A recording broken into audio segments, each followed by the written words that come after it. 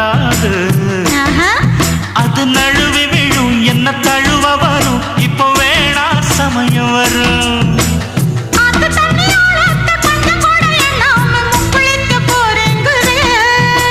நீச்சல தங்கத்துக்கிட்ட அப்புறமும் என்னத்துக்கு முத்தெடுக்க வேணாங்கிற.